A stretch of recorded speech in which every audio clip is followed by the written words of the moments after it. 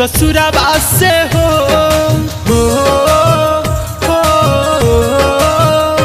जहना वही है हमार जब ससुराबा से हो हमारा मुहला के खबर बता दी हलो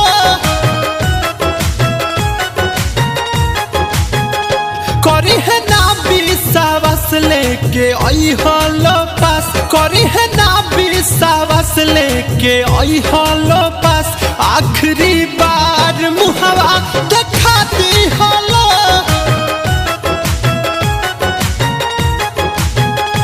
जहना वही है हमार जब ससुराबा से हो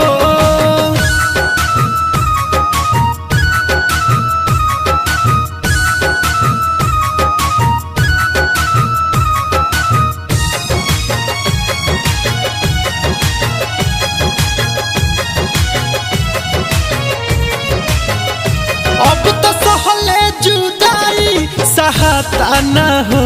उनका बिना एक पहल रहल जाता न हो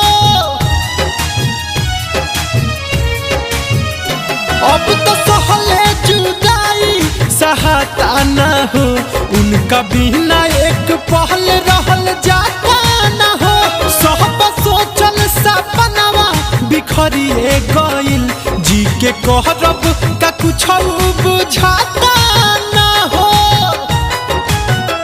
रहस हरदम खुश अपना पियावा संगे हो रहस हरदम खुश अपना पियावा संगे कह के जात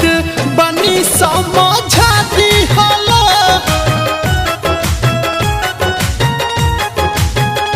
जहना वही है हमार जब ससुराबा से हो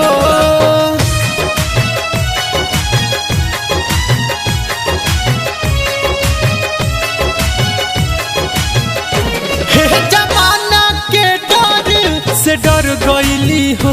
घर के लोगवा के बतिया में पड़ गईली हो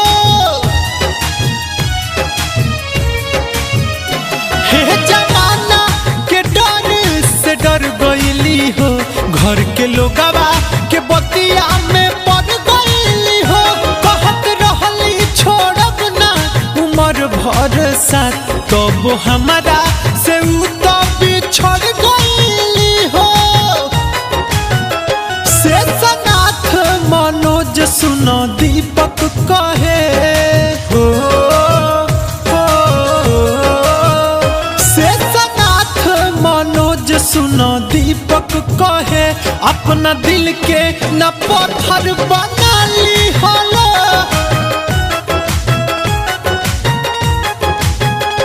जहना वही है हमार जब ससुराबा से हो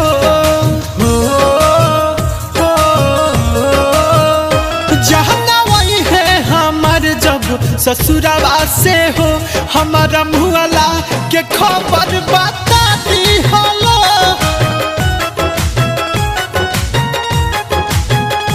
जहना वही है हमार जब ससुराबा से हो।